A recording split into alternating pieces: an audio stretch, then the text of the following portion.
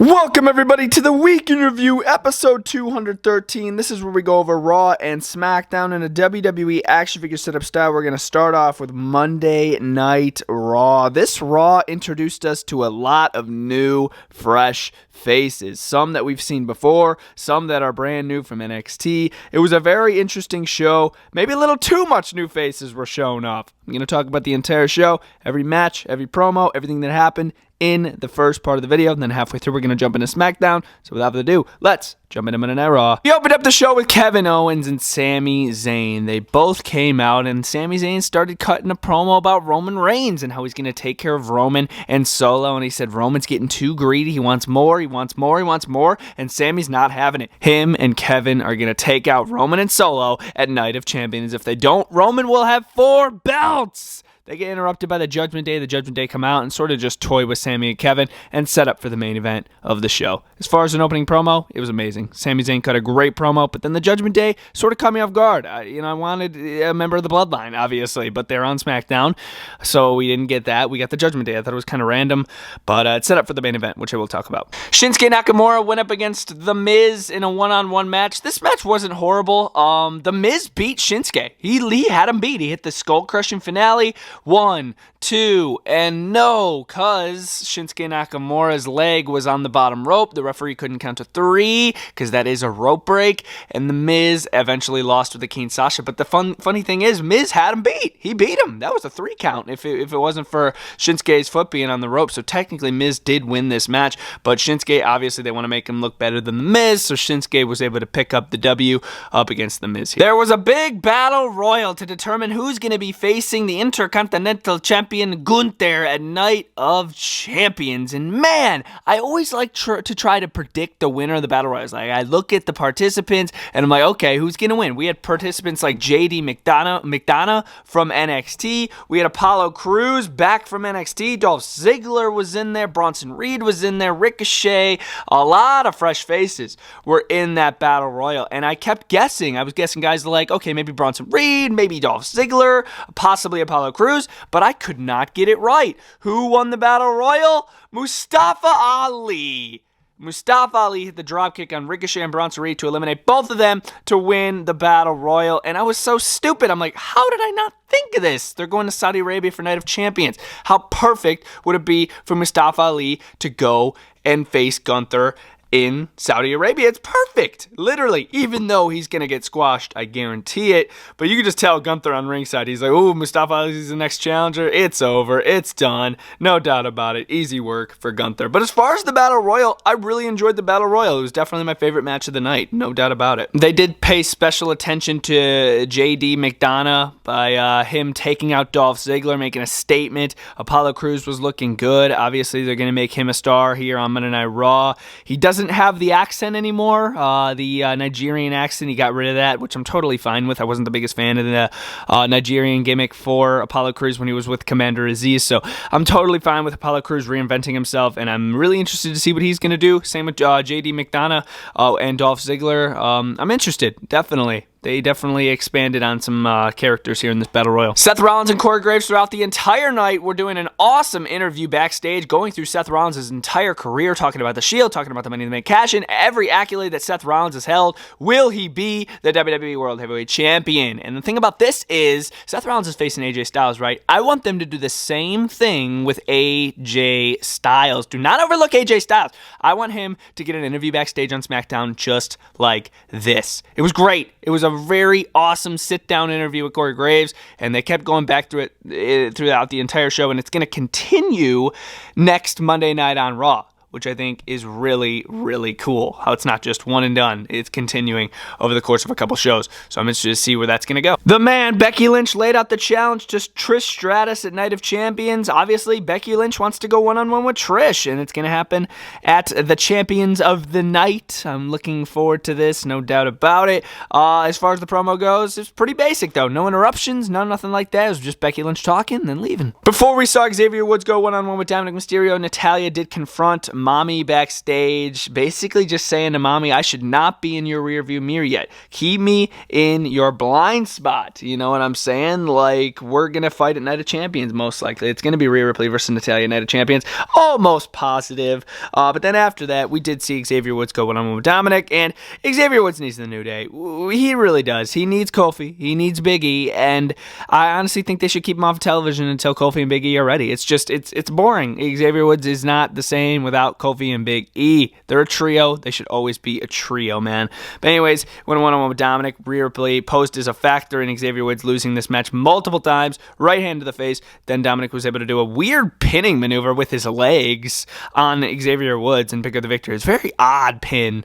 But yeah, he was able to pin Xavier Woods, and I honestly could care less. Indoshir, Jinder Mahal's brand new tag team of Veer and the new Shanky went up against some random local competitors, and they obviously were able to pick up the victory. These enhancement matches are so freaking lame. Like, it just shows that they could win a match, and we all know that, and we all know they're going to win. It's just, I don't know, enhancement matches are so freaking stupid, man. I'm not a fan of them.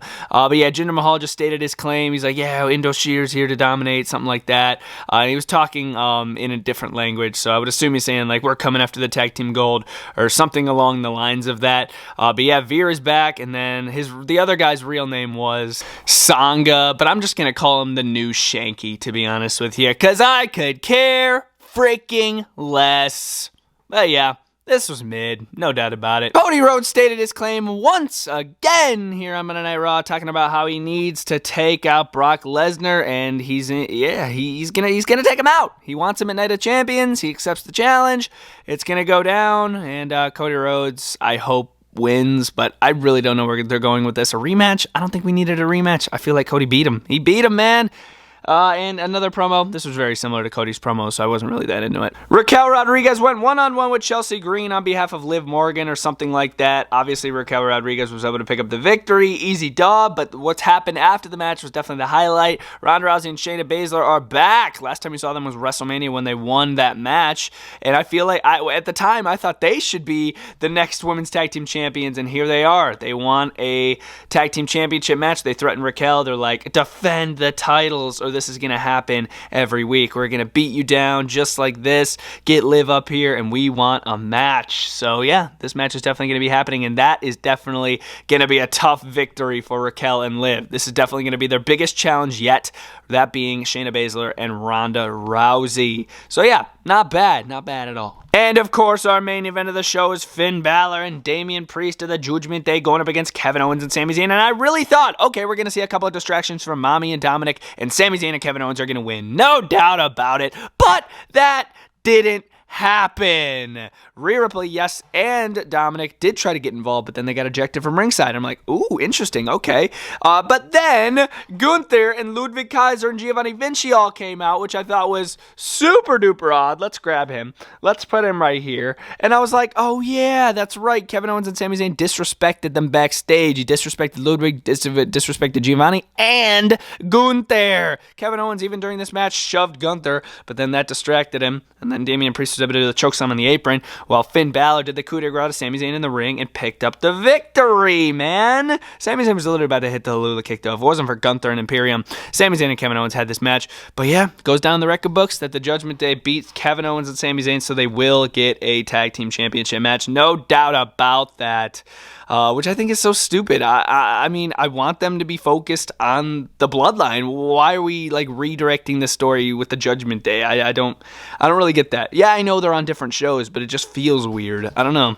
But yeah, guys, that was Raw in a setup style, and this Raw was just all over the place. I'm not gonna lie. They were trying to introduce so many new characters to the WWE universe, and there was just so much going on. I don't know, man. I wasn't the biggest fan of this episode. Not gonna lie. In the end, I'm going to give this show a 2 out of 5. I was pretty bored. You guys can let me know your ranking down in the comments down below. And we are going to jump into Friday Night SmackDown. Jumping into the SmackDown side of things, SmackDown was a weak show, man. I mean, there was some good stuff that happened, mainly surrounding the Bloodline, but as far as everything else goes, man, it was a weak show. And SmackDown's been good over the past couple weeks, so this was a little downgrade, but we're going to jump in anyways. Yes, the Bloodline opened up the show, or should I say, some of the Bloodline. Roman Reigns, Paul Heyman, and Solo Sikoa. Yes, I upgraded my custom Solo. I actually used the red pants Solo, and then just swapped the blonde-haired head scan of the Miro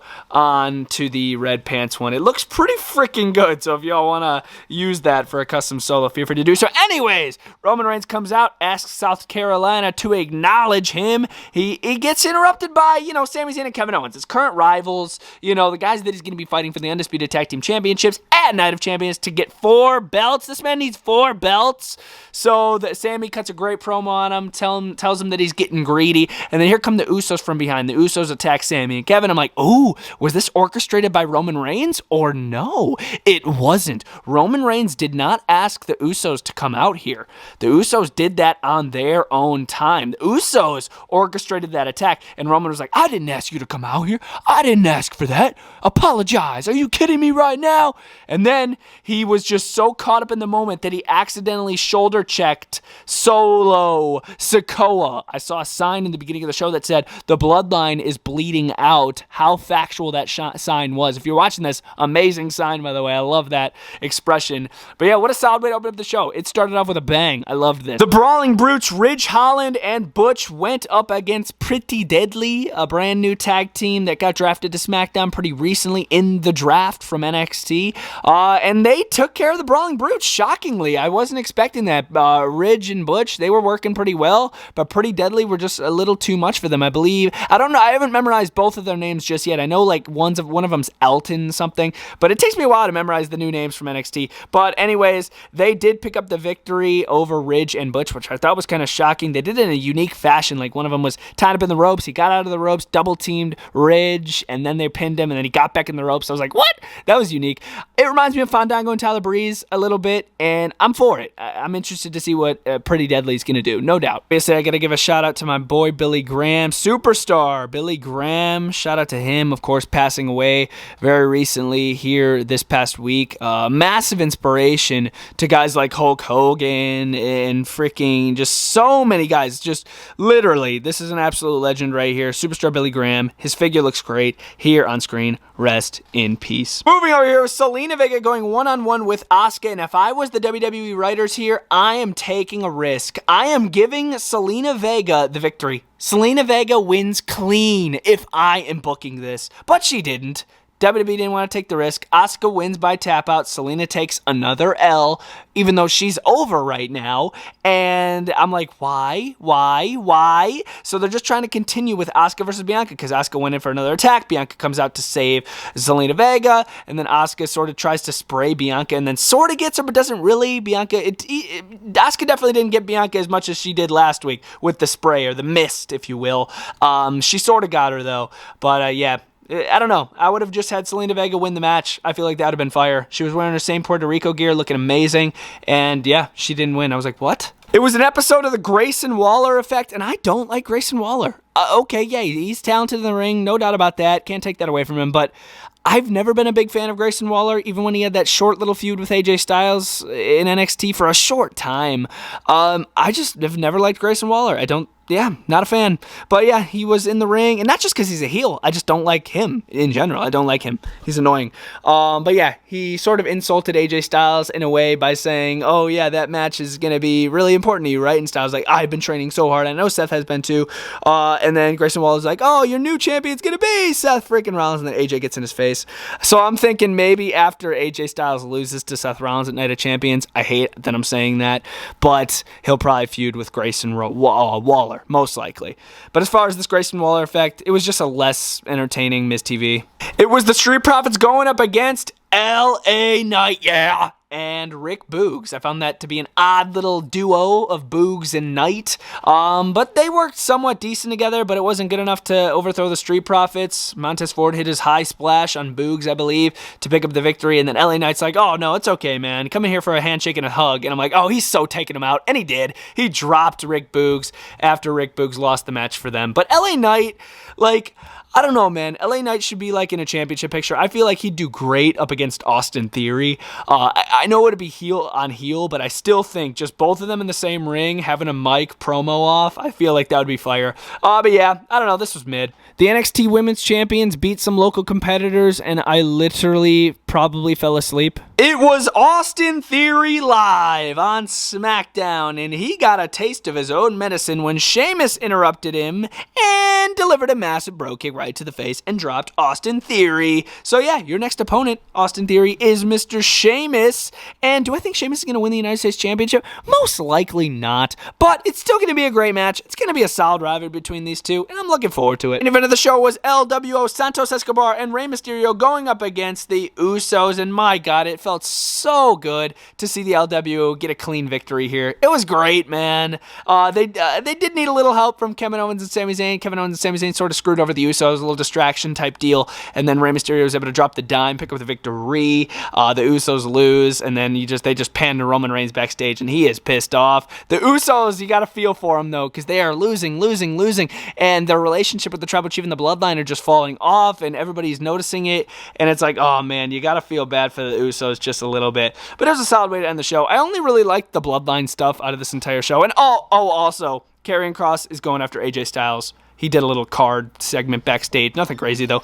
But yeah, guys, that was SmackDown setup style. Like I said, I thought SmackDown was really weak. I'm going to give it a 2 out of 5. That was a really weak show. Sort of boring. I only really liked the Bloodline stuff.